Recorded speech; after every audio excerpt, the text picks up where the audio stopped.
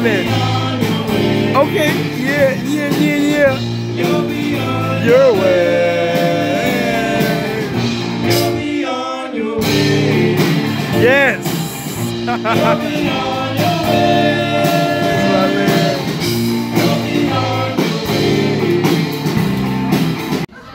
We have Arbaya Sani. So her name is so cool. Okay, this one is literally back. It's from my friend Jennifer. She had a heartbreak and it was with her lover boy. I just want you to know that I love you, Jennifer, and this one's for you. Boys are stupid, it's okay. Date girls are cool. No matter what happened, the heartbreak, the tears, the hope, the betrayal, the heartbreak. Yes, it was always the heartbreak. Would she do it over?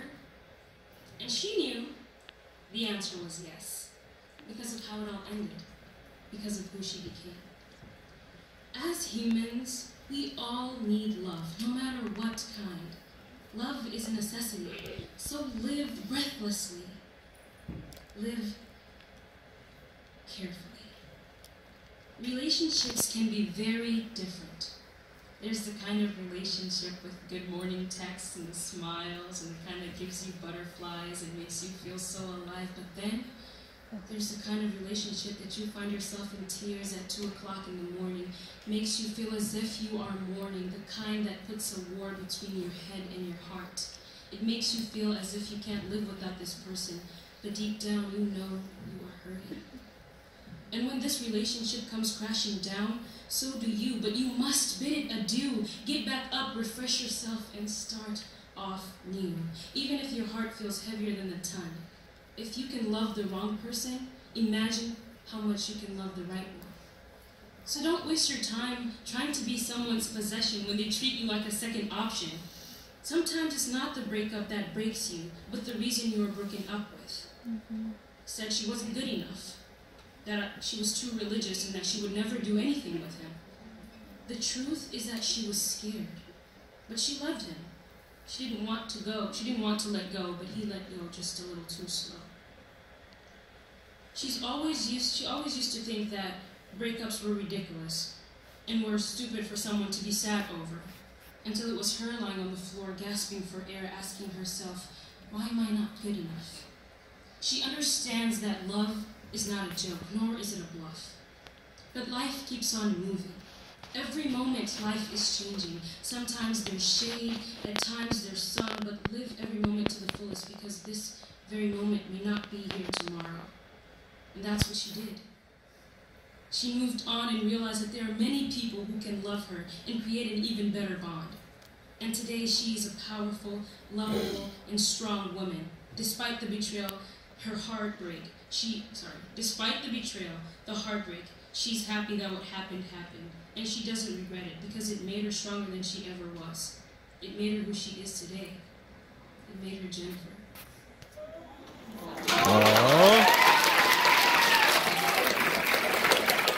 Arbaya Sani. Hechos. Moving on. The man, the myth, the legend. Hello again. Hey, how you doing? So I need to do a little preface for this poem as well, but I promise it's worth it. If you know me, even if you don't know me, you might know that I refer to myself as a rat a lot. And believe it or not, it's not just because of my rodent-like mannerisms and behavior. There's a video on the internet called The Rat Movie. And if you've ever wanted to know why I have a sweatshirt that says giant rat on the back, go look it up and you can find out for yourself. The second thing that I want to preface this with is, if you know me, especially recently, you know I haven't been doing so well, like, emotionally. And normally, I'm fine, because I'm a white privileged male and life is easy for me. But sometimes things don't go your way and it gets rough. And this poem came from that place. It's not funny, but maybe just to laugh at it. Oof. A rat born in the depths, brand new to the world, truly and utterly inept. He begins his life only alone, hunting for his next meal, gnawing to the bone. He grows tired of his isolation and finds a pack, a pure cause for celebration. His life is in its prime, lived side by side with his kin, but it was only time. Soon the rat begins to doubt. His friends give him no cause, but the voice in his head does shout. In the middle of life, he finds the truth. He is a burden to his friends. He must hunt alone, only his tooth. He leaves the pack. No explanation, no looking back. His finale's not grand. No true climax, no epic final stand. The end, just like the beginning, is shown. The rat in the depths is nothing but alone. Clap, clap, clap. Ooh. On to the next. Oops, oopsie. Natalie had 26.9. Oof. And Arbai had 27.0. That's my girl, Arba. Arba Asani. That's it. Okay. So Arbai goes to the championship round. Yeah. Whoa. Arba, come on, win it all. I believe in you, girl. On to the next. Verse is between Ronisha Tekau and Madison Bartlett. Did Jacob go? Jacob! You gotta let Jacob go. Totally forgot about him. Jacob! Oh, that's rough. That's rough. Oh, Jesus. Yeah, Jacob! Sorry, bud. I got that on camera. Oh. Never meant to forget you. I'm so sorry. I forgot when I read my first part of this poem. It's called A Silhouette in a Dream. And before I read each part, I like to do a flashback to the first part. So in the first part, we learned that there's a little girl and a human-like shadow, and they meet. And at first she's scared, and then she realizes that it's not so bad. And now they're in a hug. The little girl wasn't scared anymore. Yeah. There was a similar warmth, one that she had felt before. But how could a dark, menacing, and almost human-like silhouette be so friendly? She wasn't sure. She just wasn't sure. During this unexpected and innocent hug, there was a flooding rush of memories coming back to her. She closed her eyes and tried to remember what was coming back to her. A flashback to her third grade talent show. She had just finished playing Twinkle, Twinkle, Little Star on the piano. As the crowd was giving her applause, her brother ran on stage and gave her the exact same hug. The little girl and the human-like shadow were walking hand in hand through the forest now. And as they went deeper into the foliage, it led her to a giant oak tree in the heart of the forest. And by that oak tree was a piano. The silhouette ran to this piano and offered the girl to sit next to her. It rose its hand to the white keys and started to play Clair de Lune. She listened to the creature play, and it was just so beautiful. She was mesmerized by how beautiful it was. It was just beautiful. This made her think back to when her brother played the exact same song for her, and she sat in awe because of what he was playing. Just beautiful. She envisioned her brother sitting next to her at the piano instead of a shadow, and she felt at peace as she slowly rested her head on its shoulder. These two became friends, and she completely forgot about trying to find her brother. It didn't feel like she was in a dream anymore. She could touch, she could breathe, she could feel love. Over the span of what felt like 2 weeks, they listened to each other play the piano, they explored the forest, and became close to each other like family. But one day they heard a sudden sobbing and a sudden cry of, "Sarah, Sarah, honey, please wake up!" A staircase that led to that voice suddenly appeared, and they both looked at each other. They knew it was time to go. The silhouette and Sarah hugged for what seemed to be the longest time, and she started crying again. Not because of fear, not because of a goodbye.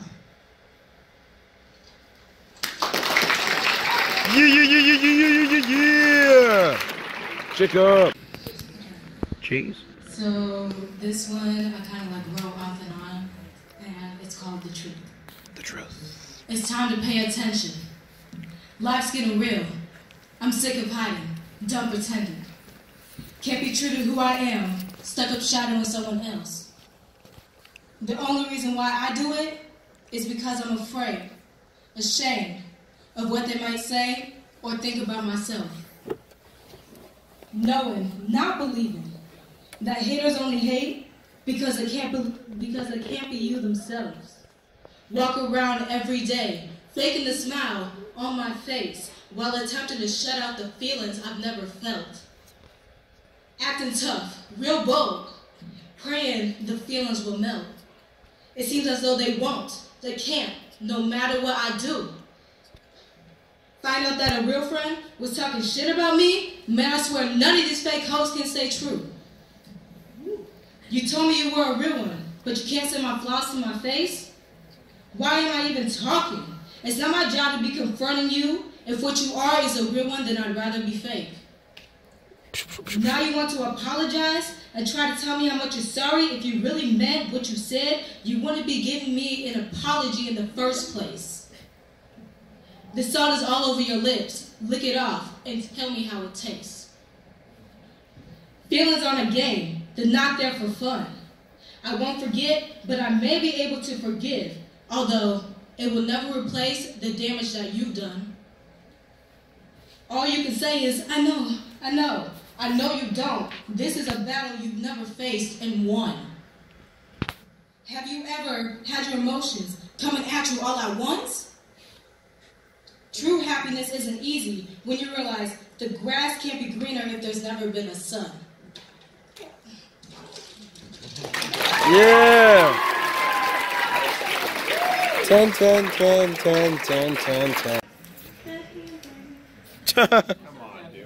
not bad, it's long. Okay. So at 26.8, Jacob, and then at 26.7, Walker. So Jacob moves to the next round. Let's go, Jacob! That's my boy!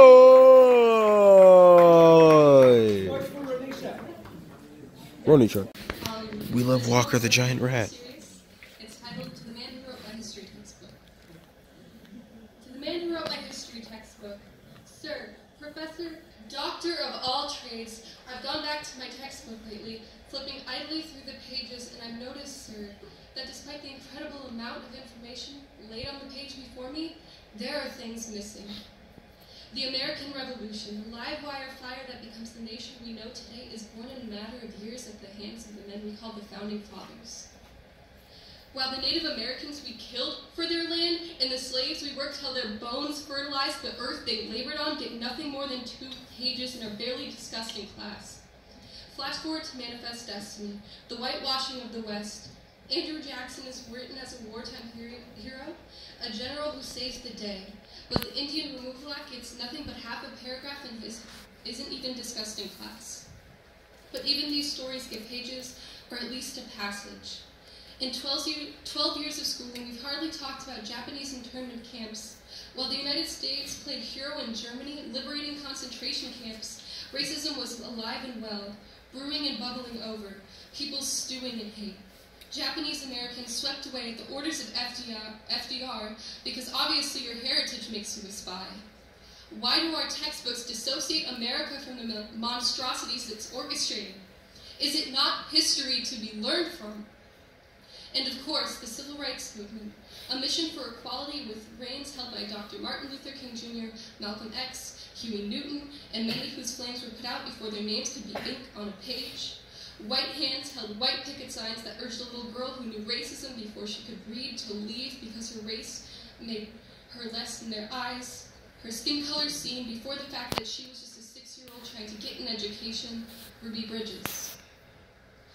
To the man who wrote my history textbook, I know others' ignorance is not your fault, but when you try To write a book we are to learn from, please include all stories, not just the white ones, because white ink is awfully hard to read on white paper.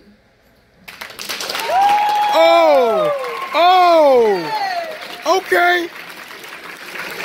Oh, yes. Oh, snapperjacks. Oh. You know, how can I achieve that?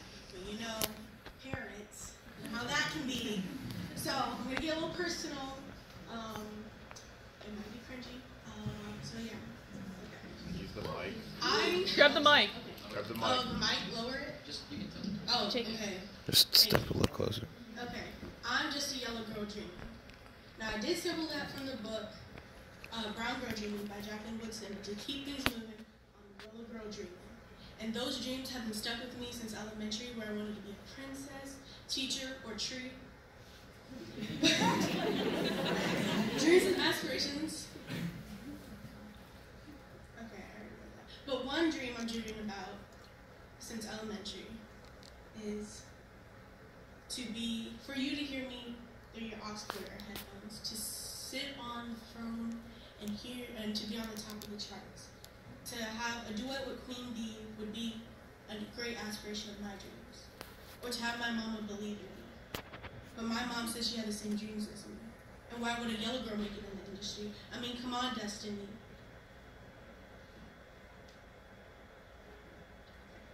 You can be a doctor, lawyer, someone that makes real money. Think about college, you'll find your dreams there. Get a job, I don't have time for this hell. But mama, someday I can do great things. But all you have to do is support and believe in me. But Destiny, have you ever thought about teaching? You see, these yellow girl dreams are never supported, always ignored and left on the floor. But my yellow girl dreams will one day soar. Because my elementary dreams are something that I will believe in. Maybe when I'm next to Ellen or accepting an award, because I'm a yellow girl dreamer named Destiny, ready to strike a chord. Okay. Yeah. Application fees. Pixelation. Fixation on what's correct. I've been saying I need patience. At least I'm looking fresh. Fresh shoes, fresh jeans, fresh seems to mean the opposite. It don't feel like your life. If not yours, you're wondering whose. Blues. Blues Clues. Trying to solve the mystery. Hard to solve the riddle when the speed is set to blistering. It's just the prologue. Your life is so long. But before you know it, zoom, it's a new dawn. Time to move on, gloom, until the rain's gone. Yo, where's my umbrella? Yeah, that's short and sweet. Wazam. It means opportunity, a place to thrive and belong. What does it really mean to be a warrior?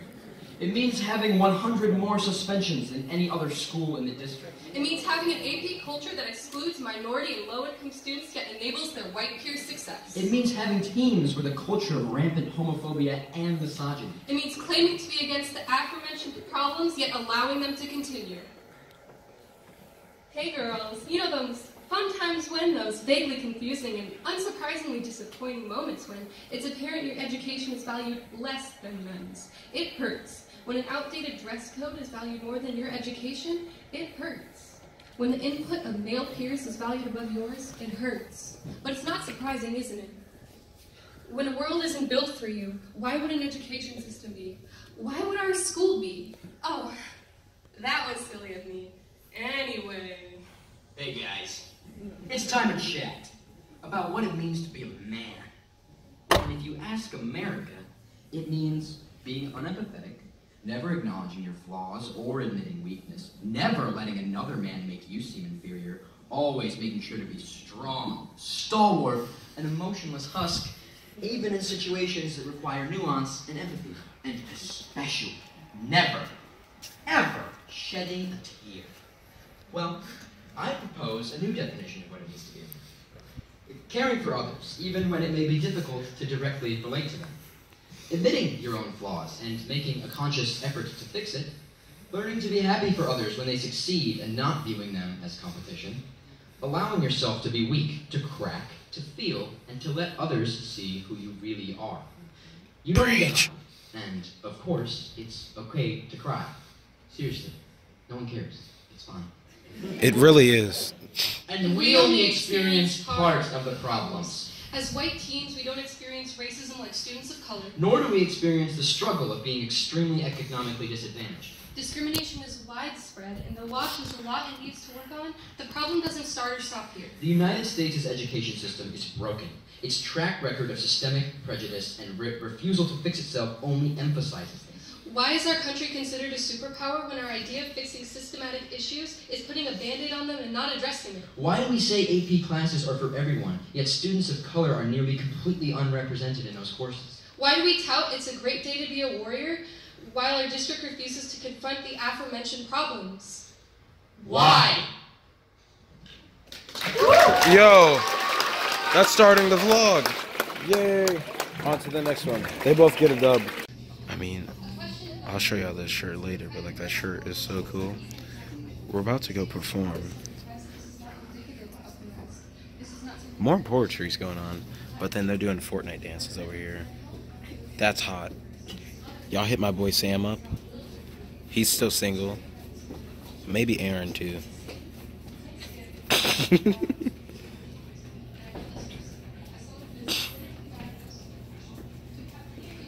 This is what we do in band. Fortnite dances the whole time.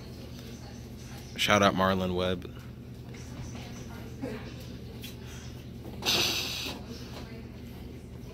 Oh, he's getting it.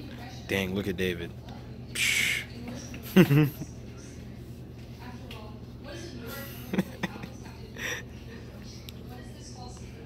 Yeah, we out here. Fourth place. Madison Barker. We love you, Madison! We love you, Madison! In third place with 18 I have all the points, scores. Jacob Cassioppo. Jacob! Yeah! I don't know where he's at, but like, yeah, we love you. We love you. In Hey, second place, good job. 27 Good job. Nicholas Barton. Oh, Hassani! 39 points.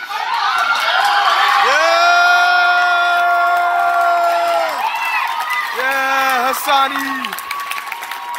Yeah. That's my girl. Yeah.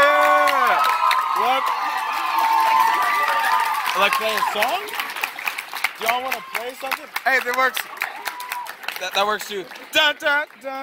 Okay, yeah, keep it going. Okay, you can go now. I just want to thank all you guys for coming to PAM SLAM, and thank you all. And every contestant here that performed tonight was amazing, and I love all of you. We love you! Yeah! Okay, my phone's about to die. End the vlog. Bye-bye. You got one more thing. And my phone's about to die. Oh my gosh, it's about to die. And then we're gonna go to sleep. And then we're gonna go to sleep. Hey.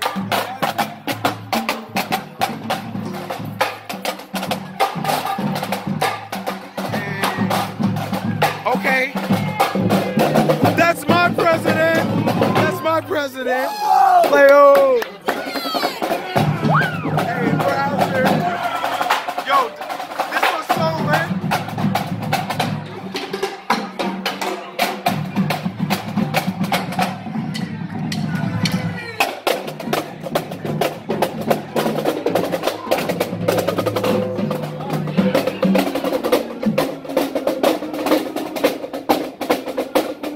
Yeah, keep going.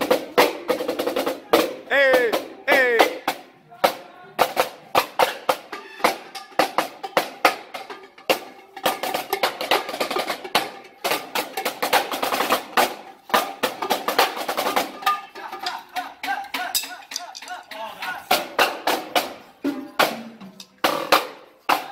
Yeah. I got that. Hey, this concludes the video. My phone should be dying any second by now. But like, yeah, stay positive. And that's the video. I'll catch y'all later. Hey.